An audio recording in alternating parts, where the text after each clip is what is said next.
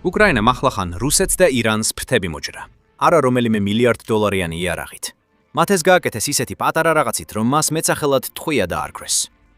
წლების განმავლობაში რუსეთი ძლიერ ეკორდნობოდა შაჰიდის დრონებს, იყენებდა იაფასიანი დრონების როებს თავდაცვის დასაძლევად. ბოლო დროს ირანმა იგივე ტაქტიკა სპარსეთის ყურეშიც გამოიყენა. მიზანში ამოიღო ხომალდები, ინფრასტრუქტურა და მნიშვნელოვანი ეკონომიკური არტერიები. შედეგად ქაოსი შეიქმნა ყველა დონეზე, რადგან როგორ უნდა შეაჩერო რაღაც, რაც იაფია, სწრაფია და ტალღებად მოდის. როგორც ჩანს, უკრაინამ ამ კითხვას უკვე უპასუხა. იმის ნაცვლად, რომ ტრის საფრთხეს მეტი ფული დაუპირისპიროს, მან მთელი ეს განტოლება თავდაყირა დააყენა. მათ შექმნეს კიდევ უფრო იაფი, სწრაფი და სპეციალურად იმ დრონების დასადევნებლად განკუთვნილი რამ. მოგვიანებით ჩვენ გამოვავლენთ, როგორ დაუჯდა ეს ტყვია ირანს არამხოლოდ მილიონობით დოლარის სპარსეთის ყურეში, არამედ მისი სანდოობაც დააგარგვინა. მაგრამ ჯერ დავიწყოთ იმ პრობლემით, რომელიც ირანმა შექმნა, რადგან ყველაფერი აქედან იწყება. შაჰიდის დრონი, რომელიც სპარსეთის ყურეში კოშმარად იქცა, არ არის რაიმე მოწინავე მაღალტექნოლოგიური საოცრება. ის განზრახ მარტივია, როგორც მალე ნახავთ. ეს არის ნელი, დაბალ სიმაღლეზე მფრენი, ბარაჟირებადი საბრძოლო მასალა. შეგიძლიათ წარმოიდგინოთ, როგორც პატარა თვითმფრინავი, რომელიც ასაფეთქებელი ნივთიერებებით არის დატვირთული. იაფფასიანი. ვსაუბრობთ ათასობით იაფფასიან დრონზე, რომლებიც მტრის წინააღმდეგ ჯგუფურად იგზავნება. თითოეული დრონის ღირებულება დაახლოებით 20,000-დან 50,000 დოლარამდე მერყეობს. და როცა საკმარისად ბევრს გაუშვებთ, მოულოდნელად დამცველი აღარ იბრძვის ბრძოლაში. ისინი მათემატიკურ ამოცანას ხსნიან. და სპოილერის გაფრთხილება. ეს ცუდი ამოცანაა. ჩვენ უკვე ნახეთ, როგორ ვითარდება ეს ყველაფერი. უკრაინაში რუსულმა ძალებმა თითქმის ყოველ ღამე გამოიყენეს ირანული დიზაინის შაჰიდები, რაც უკვე აშკარა და გამოკვეთილ ნიმუშად იქცა.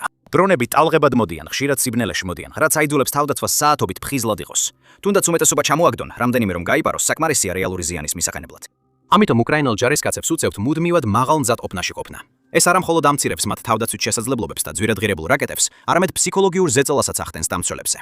ეხლა იგივე იდეა წარმოიდგინეთ მთელ ყურეში, უბრალოდ გააფართოვეთ სამიზნეების სპექტრი.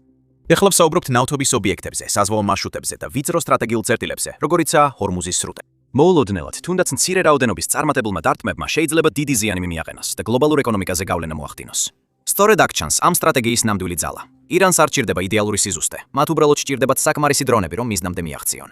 ყოველი წარმატებული დარტყმა ზრდის ზეწოლას, ხოლო ყოველი ჩამოგდებული დრონი დამცველს ფულს უჯდება. და სწორედ აქ ხვდებით ამ ყოველფრის ნამდვილ ხრიკს. ყოველ ჯერზე, როცა დამცველი სარაკეტო სისტემიდან ძვირადღირებულ რაკეტას ისვრის, ან დრონების შესაჩერებლად, ირანი უკვე იგებს ამ ბრძოლას. საქმე არ არის იმაში, ვინ ვარდამს მიზანს. საქმე იმაშია, ვინ დახარჯავს ამაზე მეტს. თუ ძალიან გავამარტივებთ, წარმოიდგინეთ, თითქოს ცდილობთ კოღოების გუნდის განდევნას ტყვიით. შეიძლება რამდენიმე მოარტყათ კიდეც, მაგრამ საბოლოოდ თქვენ ბევრად უფრო სწრაფად ხარჯავთ რესურსებს, ვიდრე ეს გუნდი. ეს დისბალანსი სერიოზულ პრობლემას ქმნის, რადგან თანამედროვე საჰაერო თავდაცვა ასეთი ბრძოლისათვის არასდროს ყოფილა შექმნილი. გულისხმობ ისეთ სისტემებს, როგორიცაა პატრიოტი, ნასამსი ან აირისტი. ეს მსოფლიოში ერთ-ერთი ყველაზე თანამედროვე საჰაერო თავდაცვის სისტემებია. მაგრამ ისინი შექმნილია გამანადგურებელი თვითმფრინავების, ფრთოსანი რაკეტებისა და მაღალი ღირებულების, სწრაფად მოძრავი საფრთხეების შესაჩერებლად. მაგრამ ნელი, იაფი დრონის წინააღმდეგ, ისინი ზედმეტად ძლიერია. თქვენ უბრალოდ იყენებთ რაღაცას, რომლის თითო გასროლა ასობით ათასი, ზოგჯერ მილიონ დოლარზე მეტიც კი ღირს, რათა გაანადგუროთ რაღაც, რაც ამ თახის მცირე ნაწილიც კი არ ღირს. დიახ, ეს მუშაობს, მაგრამ დროთა განმავლობაში ფინანსურად არამიზანშეწონილია. სწორედ აქ იწყება ზეწოლა. უკრაინამ ეს ზეწოლა ომის დასაწყისშივე იგრძნო. ისინი ყოველ ღამე უნკლავდებოდნენ ამ თავდასხმებს და ნათელი გახდა, რომ მხოლოდ ძვირადღირებულ ჩამონგდებებზე დაყრდნობა გრძელვადიან პერსპექტივაში არ იმუშავებდა. სწორედ ამ რეალობის წინაშე დგას ახლა ყურეც. თუნდაც დიდი ფინანსური რესურსების პირობებში, საბოლოოდ მათემატიკა მაინც თავისას შვება, თუ თავდასხმები გრძელდება. ამიტომაც შეიცვალა კითხვა. ძვირადღირებული რაკეტების მოთხოვნის ნაცვლად, უკრაინამ უფრო გონივრული კითხვა დასვა. როგორ უნდა ებრძოლო იაფს კიდევ უფრო იაფით? სწორედ აქ იწყება ცვლილებები. სცენაზე შემოდის ბულეტი. თუ გსურთ დრონებისგან დაცულად იგრძნოთ თავი სპარსეთის ყურეში, მსგავსი რამ შეიძლება დაგეხმაროთ. ეს არის პატარა სწრაფი გადამჯერი დრონი, რომელიც უკრაინულმა კომპანიამ სახელად გენერალ ჩერეშნია შეიმუშავა. ის შექმნილია მხოლოდ ერთი მიზნისთვის: დრონების, როგორიცაა შაჰედი, მოსაძებნად და მათი ჰაერში განადგურებისთვის. ის იყენებს კამერებს თვითმართვისთვის. შეუძლია შეეჯახოს სამიზნეს ან აფეთქდეს იმდენად ახლოს, რომ გაანადგუროს იგი. არ არის საჭირო მძიმე სისტემები ან რთული გაშვების მოწყობილობები. ის არის მიზანმიმართული, მარტივი და პირდაპირი. როგორ მუშაობს? ადგილზე ოპერატორები წინასწარირებენ შეტყობინებას რადარის ან დამკვირვებლებისგან. შემდეგ კი შეუძლიათ სამიზნე წამებში გადასცენ ტყვიას. დრონი სწრაფად მიიწევს წინ თავისი ოპტოელექტრონული კამერით, რომელიც წინ 600 მეტრამდე მანძილს ასკანერებს.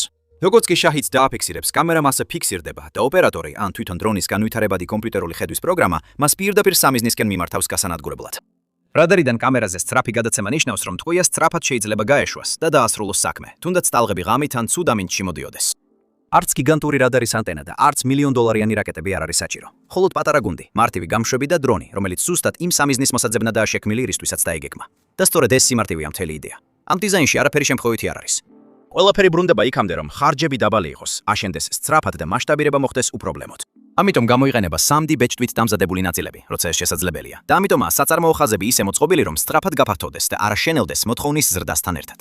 ყველა გადაწყვეტილება მის შექმნასთან, მოვლასა და გამოყენებასთან დაკავშირებით ემსახურება ერთსა და იმავე მიზანს და ეს მიზანი ნათელი ხდება, როცა მიზანს შეხედავ. შაჰიდის დრონები ჩვეულებრივ 220-დან 250 კმ/სთ სიჩქარით მოძრაობენ. ასე რომ ტყვია სწორედ ამ ფრენის პროფილის კათვარისწინებით არის შექმნილი. ის ისეა დაპროექტებული, რომ მიაღწიოს მათ, სადაც არიან და არა იმისთვის, რომ მიუწვდებოდეს რომელიმე არარეალურ სტანდარტს. მაგრამ როცა იქ მივა, მხოლოდ მათ დონეზე არ ჩერდება. სწორედ მაშინ იწყებს წინ გასვლას. ტყვიას შეუძლია დაახლოებით 310 კმ/სთ სიჩქარის განვითარება, რაც მთლიანად ცვლის დინამიკას. იმის ნაცვლად, რომ ეცადოს დაეწიოს, ის სწრაფად ამცირებს მანძილს და თავს ისე აკნებს, რომ დარტყმა მიაკენოს მანამ, სანამ სამიზნეს რეაგირების დრო ექნება. მაგრამ ნამდვილი შოკი მისი ფასია. თითოეული ერთეულის ფასი დაახლოებით $2100. და სწორედ აქ იწყება ყველაფერი შეცვლა. უკრაინამ არ სცადა ირანის გადაჯარბება ხარჯებში. ამის ნაცვლად მათ მთლიანად შეცვალეს ეს განტოლება. მათ მეტი ფულის ჩადების ნაცვლად თავდაცვაში იპოვეს გზა, ნაკლები დაეხარჯათ და მაინც გაემარჯვათ.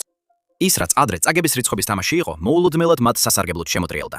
ახლა დამცველი აღარ ისვრის ძვირადღირებულ რაკეტებს იაფი დრონების წინააღმდეგ. ისინი იყენებენ ისეთ რამეს, რაც რეალურად ნაკლებად ღირს ვიდრე თვითონ სამიზნე. თავდაპირველად ეს შეიძლება მცირე ცვლილებად მოგეჩვენოთ, მაგრამ თუ ლოგიკას მიყვებით, ეს მთლიანად ცვლის ბრძოლის ველს. ომის ეკონომიკა დამცველი სასარგებლოდ იწყებს მუშაობას და არა მათ წინააღმდეგ. და ეს მხოლოდ თეორიული იდეა არ არის, ეს რეალურ დროში ხდება. უკრაინა გადაიქცა უპრეცედენტოდ ინტენსიურ საცდელ პოლიგონად დრონების ომისთვის მთელ მსოფლიოში. ყოველღამესი ახალი შეტევებია, სწრაფი ადაპტაცია და მძიმე გაკვეთილები. ეს სისტემები ლაბორატორიებში არ დგას და კონტროლერებად გარემოში არ იტესტება. ისინი რეალურ ბრძოლაშია, სადაც ოპერატორები მუდმივი წნეხის ქვეშ მუშაობენ და ეს წნეხი ძალიან შთამბეჭდავ შედეგებს იძლევა. ზოგიერთ რეგიონში ისეთი დამჭერი დრონები, როგორიცაა ტყვია, შაჰიდის უმეტეს განადგურებაზეა პასუხისმგებელი. მოხსენებები მიუთითებს, რომ ზოგ სექტორში ეს მაჩვენებელი 70%-საც კი აღწევს. ეს უბრალოდ გაუმჯობესება არ არის. ეს მთლიანად ცვლის საჰაერო თავდაცვის მართვის მიდგომას. და ისინი არ გაჩერებულან მას შემდეგ, რაც სისტემა ამუშავდა. სინამდვილეში სწორედ მაშინ დაიწყო ნამდვილი პროგრესი.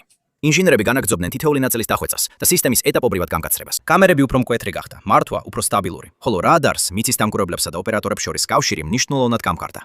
თითოეული გაუმჯობესება შემთხვევითი არ ყოფილა. ყველაფერი ერთ ჯაჭვში ერთიანდებოდა. აღმოაჩინე დროულად, გაუშვი სწრაფად და შეამცირე მანძილი მანამ, სანამ დრონი მიზანს მიუახლოვდება.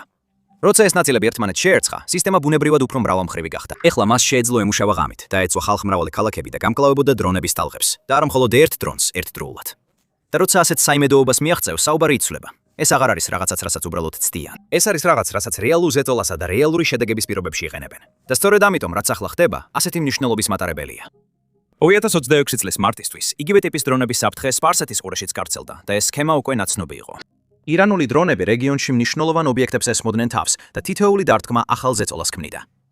ბარეინში ბაბკოს ნავთობგადამამუშავებელი ქარხანა იმდენად ძლიერ დააზიანეს, რომ მუშაობის შეწყვეტა მოუწიათ. დუბაიში დრონების დარტყმამ საერთაშორისო აეროპორტში საწვავის ავზიაალება გამოიწვია და ოპერაციები დროებით შეჩერდა. ქუეითში ამერიკულ ბაზებზე თავდასხმები განხორციელდა, ხოლო ზღვაში სავაჭრო გემები დაზიანდა. ზოგიერთი მათგანი ცეცხლის ან სტრუქტურული დაზიანების შემდეგ მიტოვებული იქნა. ყველა ეს ინციდენტი დაგროვდა. ამას მოჰყვა ადამიანური დანაკარგები. დაიკარგნენ მეზღვაურები და პორტის მუშები დაშავდნენ.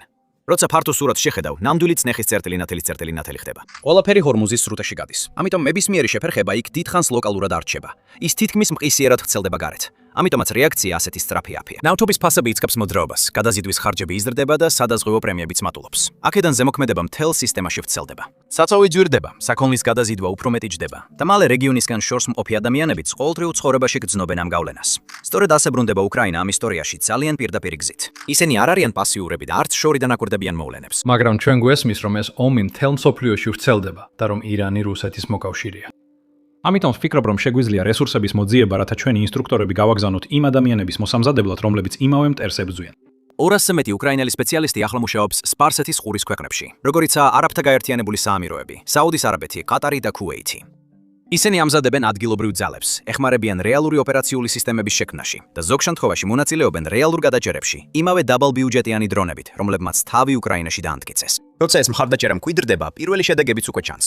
უკვე არსებობს წარმატებული გადაჭერების შესახებ ცნობები და რაც მთავარია, მნიშვნელოვანი ობიექტები ინარჩუნებენ მდგრადობას, მიუხედავად მრავალჯერადი თავდასხმებისა. ამავე დროს ამ გადამჭერი დრონების წარმოება იზრდება და დაგეგმილია 10,000-ობით ერთეულის გამოშვება. ამ დამტკიცებული ეფექტიანობისა და მზარდი მარაგის კომბინაცია უკვე იწყებს ბალანსის შეცვლას და ეს ყველაფერი რეალურ დროში ხდება. ეს არ არის კონტროლირებადი გარემო ან შეზღუდული ტესტი. ეს რეალურ დროში ვითარდება მუდმივი ზეწოლის ქვეშ. ამიტომ თითოეულ გადაჭერას დიდი მნიშვნელობა აქვს. ყოველი ჩამოგდებული დრონი ამცირებს ფართო მასშტაბის დარღვევის ჩანსს. და ყოველი დაბალფასიანი თავდაცვა აჩერებს იმას, რაც შეიძლება გაცილებით ძვირადღირებებულ ჯაჭვურ რეაქციად წეულიყო გლობალურ ეკონომიკაში. ეხლა ერთი ნაბიჯით უკან დაიხიეთ, რადგან სწორედ აქ იწყებს სურათი მთლიანად ჩამოყალიბებას. უკრაინა აღარ არის მხოლოდ ქვეყანა, რომელიც დახმარებას ითხოვს. ის უკვე გახდა ქვეყანა, რომელიც თავადაც დახმარებას აწუდის სხვებს. და ის, რასაც უკრაინას თავრაინას თავაზობს, ბევრად ცდება მხოლოდ ტექნიკას. ის გამოცდილებას ექსპორტზე გააქვს, იმ გამოცდილებას, რომელიც მხოლოდ მუდმივი ზეწოლის ქვეშ ყოფნით და სწრაფი ადაპტაციით მოდის. ეს მნიშვნელოვანია, რადგან ეს სისტემები თეორიაში არ იქმნება. ისინი ყოველღამე რეალურ საფრთხეებთან ბრძოლაში მოწმდება. ამ სისტემების ტაქტიკა აუდიტორიაში არ დაწერილა. ისინი ბრძოლის ველზე ჩამოყალიბდა, რეალურ დროში შეიცვალა და მაშინ დამტკიცდა, როცა ყველაზე მნიშვნელოვანი იყო. ეს უკრაინას ნამდვილ მნიშვნელობას წენს, როგორც პარტნიორს, განსაკუთრებით იმ ქვეყნებისთვის, რომლებიც ახლა იგივე ტიპის დრონების თავდასხმებს აწვდებიან. და როცა ეს რეალობა უფრო აშკარა ხდება, მოთხოვნაც იზრდება. უფრო მეტი ქვეყანა იწყებს ამ ხარვეზის დანახვას. ტრადიციული საჰაერო თავდაცვის სისტემებს ჯერ კიდევ აქვთ მნიშვნელობა, მაგრამ მარტო ისინი ვერ უმკლავდებიან სწრაფი და იაფი დრონების მასიურ შეტევებს. საჭიროა ისეთი რამ, რაც სწრაფად მასშტაბირდება, ხელმისაწვდომი დარჩება და ამ თავდასხმების ტემპს აუწყობს ფეხს. ის რაც უკრაინის გადარჩენის გზად დაიწყო, ეხლა სრულფასოვან ინდუსტრიად იქცევა. და როცა ეს ინდუსტრია იზრდება, ის მხოლოდ დრონების წარმოებით არ შემოიფარგლება. ის აყალიბებს იმას, თუ როგორ ფიქრობენ ქვეყნები თავდაცვაზე, როგორ ემზადებიან მომავალი კონფლიქტებისთვის, ან ვის მიმართავენ მაშინ, როცა ზეწოლა იზრდება. რაც შეეხება ირანს, რუსეთს და სხვა ქვეყნებს, რომლებიც შაჰიდის დრონებს იყენებენ, ამ ეტაპზე მათი ხრიკი აღარ ჭრის. როის უპირატესობა დაკარგულია. ხარჯების უპირატესობაც დაკარგულია და მოულოდნელობის ეფექტი გაუქმებულია. რა თქმა უნდა, ირანს ჯერ კიდევ შეუძლია ადაპტირება. მათ შეუძლიათ ააშენონ უფრო სწრაფი დრონები, შეუძლიათ სცადონ სიგნალების ჩახშობა ან გაუმჯობესონ მართვა, მაგრამ ყოველი განახლება ხარჯებს ზრდის. და სისტემა უფრო რთული ხდება. ეს არის კომპრომისი. მოდით ახლა ყველაფერი შევაჯამოთ. მარტივად რომ თქვათ, ირანმა სტრატეგია ააგო იაფასიან დრონების მასიურ შეტევებზე, რომლებიც ტრადიციულ ძვირადღირებულ თავდაცვას აჭარბებდნენ. უკრაინამ მუდმივი ზეწოლის პირობებში უპასუხა უფრო მარტივი, სწრაფი და ბევრად იაფი საშუალებით, ბულეტით. ეს გადაწყვეტა ახლა უკვე უკრაინის საზღვრებს გარეთაც გამოიყენება და რეალურ დროში იცავს გლობალურად მნიშვნელოვან ენერგეტიკულ მარშრუტებს. დრონებით ომის ეკონომიკა ჩვენს თვალწინ იცვლება. ომებს ყოველთვის არიგებს ყველაზე დიდი ბიუჯეტი. ხშირად გამარჯვებას ის აღწევს, ვინც უფრო ჭკვიანურად აგებს ეკონომიკურ სტრატეგიას. და ამჟამად ეს ბალანსი იცვლება. ის რაც უკრაინის ბრძოლის ველებზე სასოწარკვეთილი არკვეთილი აუცილებლობით დაიწყო, ახლა მსოფლიოს ენერგომომარაგებას იწვევს. პირველად ირანის იაფი დრონების ომი თავისივე თამაში მარცხდება.